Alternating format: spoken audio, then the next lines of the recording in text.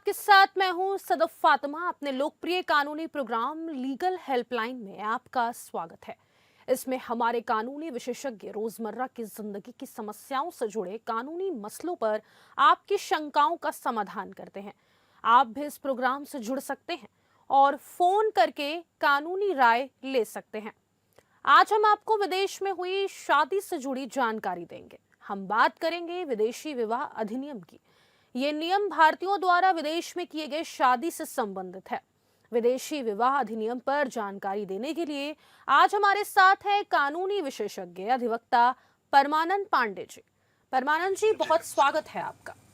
पांडे जी आपको विदेशी विवाह अधिनियम से जुड़े तमाम कानूनी पहलुओं की जानकारी देंगे। अगर आपका विदेशी विवाह अधिनियम से जुड़ा कोई सवाल है तो आप फोन करके राय ले सकते हैं। हमारा फोन नंबर है 0120612793 0120612793। परमानंद जी, आपका रुख करूंगी मैं। फॉरेन मैरिज एक्ट की अगर बात की जाए तो मेरा पहला सवाल आपसे यही है कि फॉरेन मैरिज एक्ट का मकसद क्या है, मुख्य प्रावधान क्या है, जरा जानकारी दीजिए।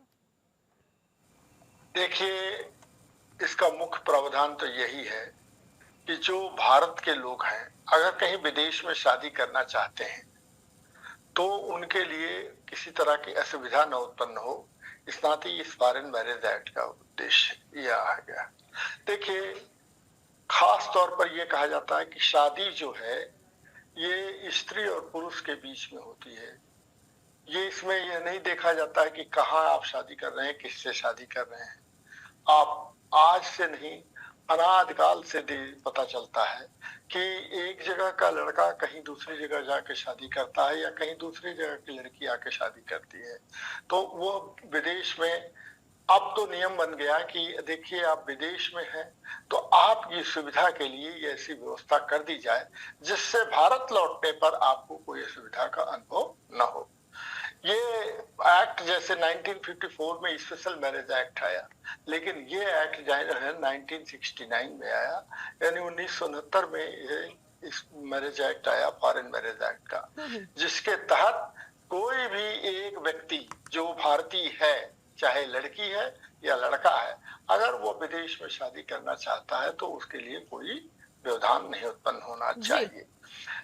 कई स्थितियों में ऐसा होता है कि भारत के ही रहने वाले, उनके डायस्पोरा जिसको कहते हैं, कि भारत की ही लड़की है, उनके माँ बाप वहां रह रहे हैं, या उन लड़का है वो उसके माँ बाप वहां बस गए हैं, तो उनके बीच की शादी जो होती है तो वो वहां उनके लिए कोई असुविधा नहीं होती है। लेकिन अगर वो भारत लौटना चाहते हैं, भारत में आना चाहते हैं, तो उसमें एक को भारतीय होना पड़ेगा और दूसरे को उसी देश का निवासी होगा, तो जाकर के उसकी शादी हो सकती है। ये इसका उद्देश्य है कि आपकी शादी में कहीं कोई व्यवधान न उत्पन्न होने पाए, इसलिए इसका व्यवस्था की गई है। मेरा दूसरा सवाल आपसे ये है परमानंद जी कि क्या विदेशी विवाह प्रमाण पत्र भारत में मान्य होता है? एकदम मान्य होता है। विदेशी विवाह प्रमाण पत्र भारत में एकदम निश्चित तौर पर मान्य होता है कि भारत में शायद जो लड़का है या लड़की है वहां पर, अगर वो मान्य यहाँ पर आए तो शादी, मैं इसलिए इसको कह रहा हूँ कि मैं व्यक्तिगत अनुभव के आधार पर इस चीज को बता रहा हूँ कि मेरे बेटे ने वहां पर शादी किया है विदेश में, और उसका वहां पर उसको कोई सुविधा नहीं भारत में आने पर हुई। तो ये वहां पर मान्य है पूरी तरह से कि अमेरिका में अगर वो कोई आदमी शादी करता है तो वहां पर आने पर भारत में उसको किसी प्रकार की कोई असुविधा नहीं उत्पन्न होगी, कोई कठिनाई नहीं उत्पन्न होगी, वो उसी चीज को यहाँ पर मान लिया जाएगा। ये एक चीज तो खास है, इसमें दो चीजें देखना हो, यूनिफॉर्म सिविल कोड, यूनिफॉर्म जो मैरिज एक्ट है, और सिविल कोड नहीं, यूनिफॉर्म मैरिज एक्ट और फॉरेन मैरिज एक्ट, दोनों में एक चीज कॉमन ये होती है कि लड़का और लड़की की उम्र जो है वो, लड़के की उम्र 21 साल और लड़की की उम्र 18 साल से कम नहीं होनी चाहिए। एक चीज। दूसरी ये है कि उसको एक एनओसी देनी पड़ती है, माने नो ऑब्जेक्शन सर्टिफिकेट देना पड़ता है। उस नो ऑब्जेक्शन सर्टिफिकेट में ये बात कही गई होती है कि आपकी दूसरी शादी नहीं हुई है। अगर किसी की दूसरी शादी हुई है तो वह न तो स्पेशल मैरिज एक्ट के तहत शादी कर सकता है, ना फॉरेन मैरिज एक्ट के तहत शादी करता। उसमें ये बात निश्चित तौर पर एनओसी आपको देना पड़ेगा और तभी जाकर के वो विवाह आपका वैध माना जाएगा, अन्यथा वो विवाह नहीं माना जाएगा वैध। परमानंद जी, भारतीय नागरिक विदेश में शादी कैसे कर सकते हैं? इसकी पूरी कानूनी प्रक्रिया क्या है? जी, देखिए, ये जो है ये स्पेशल मैरिज एक्ट से संबंधित कुल मिलाकर मामला है कि हम्म। अगर आप भारत से बाहर कहीं विदेश में शादी करना चाहते हैं, या कोई लड़का है या लड़की है, तो उसके लिए खास तौर पर ये देना होगा कि सबसे पहले उसको एक आवेदन देना पड़ता है, माने एप्लीकेशन देनी पड़ती है। कहाँ देनी पड़ती है? वो आप एम्बेसी में जाकर के एप्लीकेशन देंगे। वहां पर एक उनको जो स्पेशल मैरिज एक्ट में भी होता है कि 30 दिन का आपको एक समय दिया जाता है, उसमें कोई व्यक्ति कोई ऑब्जेक्शन उठाना चाहे तो ऑब्जेक्शन, मान लीजिए कोई विदेश में जाकर के और शादी करना चाहे और 30 दिन के भीतर कोई ऑब्जेक्शन उत्पन्न करे कि देखिए ये इस लड़के की या इस लड़की की शादी मुझसे हो चुकी है और ये कानून का दुरुपयोग करके दूसरी शादी कर रहा है, तो वहां पर उस आपत्ति पर विचार किया जाएगा कि क्या ऐसी बात है। या कई बार ऐसा भी होता है कि वो लड़की कहती है, लड़की के माँ बाप इस बात पर आपत्ति उठा देते हैं कि देखिए इस लड़की को भगा करके ये लड़का ले गया है और शादी कर रहा है जिससे उसको वैधता प्रदान हो जाए, तो इस नाते वह चीज पर ध्यान दिया जाता है जी। कि क्या यह ऑब्जेक्शन सही है या अनापत्ति इस पर मिली है कि नहीं मिली है। तो सबसे पहले तो यह है कि आप एप्लीकेशन दीजिए, दूसरी चीज आपको एनओसी दीजिए, तीसरी चीज उस पर ही आपको यह है कि वहां पर 30 दिन के भीतर ये चीज को देखना पड़ता है कि कोई आपत्ति आई है कि नहीं आई है। और चौथी और मोस्ट इम्पोर्टेंट चीज उसमें आपको ये देखनी पड़ती है कि यह शादी आपको इस तरह से हो गई है कि आप दूसरी शादी नहीं कर रहे हैं, आप पहले से अविवाहित हैं, आपकी दूसरी शादी नहीं हो रही, आपकी ये पहली शादी हो रही है और जिसको आप प्रमाणित कराने के लिए ले जा रहे हैं। एक और खास चीज इसमें दे रहे हैं, जैसे भारत में स्पेशल मैरिज एक्ट के लिए रजिस्ट्रार के सामने पेश होना पड़ता है, वहां पर एम्बेसी में एक मैरिज ऑफिसर होता है, एम्बेसी में जाकर के आपको अपनी मैरिज को रजिस्टर कराना पड़ता है। परमानंद जी, विदेश में शादी करने पर किन दस्तावेजों की जरूरत होती है? सबसे जरूरी दस्तावेज तो यही है कि आप एक एप्लीकेशन दीजिए, आप अपना वीजा ले जाइए, दीजिए कि हमको वहां पर वीजा मिलेगा रहने का है या हम वहां के नागरिक हैं, तो ये प्रमाण पत्र दीजिए कि हम वहां के नागरिक हैं, या इस देश का वीजा आपको खास तौर पर देना पड़ेगा कि हम इस देश से आए हैं और हमारा ये वीजा है, तो वीजा का आपको देना पड़ेगा। और तीसरी चीज आपको ये देनी पड़ेगी कि वहां पर इस चीज को देखना पड़ेगा कि आपको एनओसी मिला है कि नहीं मिला है। एनओसी मतलब no objection certificate. No objection certificate कैसा कि आप जो है अगर लड़की है तो 18 साल और लड़का है तो 21 साल की है, अवस्था है कि नहीं, आपका आय प्रमाण पत्र चाहिए। आय प्रमाण पत्र देने के बाद आप इस चीज को बताएंगे कि आप कहाँ पर हैं, क्या काम कर रहे हैं, इन सारी चीजों की जानकारी वहां पर बेसिक को देनी पड़ती है, तब जाकर के आपका मैरिज रजिस्टर होती है, वो खास तौर पर ये चीज को देना पड़ता है। तो एनओसी में मेन चीज तो उसका यही होता है कि आप लड़का है तो उसको 21 साल का प्रमाण पत्र चाहिए और लड़की है तो उसको 18 साल का प्रमाण पत्र चाहिए। और उसमें खास तौर पर ये ध्यान रखना पड़ता है कि हम कर रहे हैं तो हमारी ये दूसरी शादी नहीं है कि हम एक शादी कर चुके हैं भारत में। मान लीजिए कोई लड़का यहाँ से गया और उसकी एक शादी यहाँ भारत में हो चुकी है और लड़की को छोड़ करके यहाँ से चला गया और दूसरी शादी वहां करने लगा, तो ये सारी चीजों को आपको सुनिश्चित कराना पड़ेगा कि मेरी और कोई शादी नहीं हुई है, मैं भारत में और कोई शादी करके नहीं आया हूँ, यहाँ पर अकेले रह रहा हूँ, लेकिन मेरी शादी कोई नहीं हो रही है।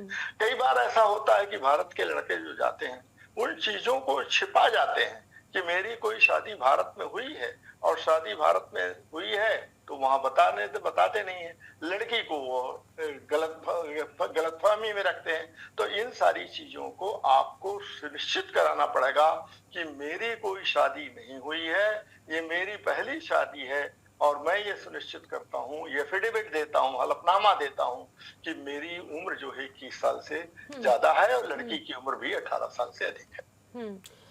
परमानंद जी, विवाह अधिकारी होता कौन है, उसकी क्या भूमिका होती है, दूतावास की क्या भूमिका होती है, इस पर भी जरा नजर डालिए। जी, देखिए, ये आपने अच्छी बात पूछ लिया कि विवाह अधिकारी कौन होता है। जैसे हम्म। भारत में आप देखेंगे कि एडीएम या एसडीएम को विवाह अधिकारी नियुक्त कर दिया जाता है। हम्म। आप वहां पर एप्लीकेशन लगाते हैं, आपकी एप्लीकेशन में पूरी जानकारी होती है, फिर वो नोटिस बोर्ड पर उस चीज को चिपका दिया जाता है। उसमें ये बताया जाता है कि देखिए, इनका विवाह, ये लड़की है और ये लड़का है, इनकी इतनी उम्र है और इस लड़के की इतनी उम्र है, दोनों शादी, देखिए उसमें तय होता है कि हम ये शादी करने जा रहे हैं। हम्म। अगर किसी को कोई आपत्ति है, जैसे लड़की के भाई को आपत्ति है, लड़के के कोई ससुराल पक्ष, मान लीजिए कोई और ससुराल पक्ष से कहीं से और आपत्ति हो गई कि नहीं, ये आदमी गलतफहमी में रख करके मेरी लड़की को ले जा रहा है और उससे विवाह कर रहा है, तो ऐसी स्थिति में वो ऑब्जेक्शन का 30 दिन का ऑब्जेक्शन पीरियड होता है, आपत्ति का वो समय होता है। उस आपत्ति में अगर कुछ नहीं आया है, कोई बात नहीं आई है, कहीं से कोई विरोध नहीं उत्पन्न हुआ है, तो 30 दिन के बाद वो विवाह अधिकारी जो है 3 गवाहों को सामने पेश करके और वो रजिस्टर कर लेता है। यही बात जो है एम्बेसी में होती है। जैसे भारत का आदमी है और Netherland, Switzerland, Australia, United Kingdom या मतलब कहीं भी अमेरिका, कनाडा कहीं भी जाता है, तो भारत की एम्बेसी में इस ढंग का प्रमाण उसको देना पड़ता है कि मैं ये 30 दिन के भीतर मैं इस शादी को कर लूंगा और मेरे सामने कोई प्रॉब्लम नहीं है, मेरी डेट ऑफ बर्थ ये है और नो ऑब्जेक्शन सर्टिफिकेट मेरे पास है, इस नाते इस शादी को रजिस्टर किया जाए। 30 दिन वेट करने के बाद वहां का एम्बेसी का मैरिज ऑफिसर जो है आपकी शादी को रजिस्टर कर लेगा। ये है नियम इसका। जी। परमानंद जी, अगर कोई जोड़ा विदेश में शादी करता है तो क्या भारत वापस आकर उसे शादी यहाँ रजिस्टर करवाना पड़ेगा? अगर रजिस्ट्री यहाँ नहीं हुई तो फिर क्या होगा आगे? देखिए, ऐसा है कि भारत, कोई लड़का विदेश में शादी रजिस्टर कराता है तो उसको कोई जरूरी नहीं है कि भारत में आकर के फिर रजिस्टर कराए। इसका कतई कोई मतलब नहीं होता है कि आप वहां जाइए और भारत में रजिस्टर कराइए। लेकिन कई बार ऐसी परिस्थितियां आ जाती हैं, जैसे वीजा के लिए आप दोनों लोग जा रहे हैं, स्पाउस वीजा लेने की बात आ गई, आप वहां पर रह रहे हैं, तो उसमें क्या होता है कि ऐसी स्थिति में कहते हैं कि रजिस्टर करा लो भारत में तो ठीक ही रहता है।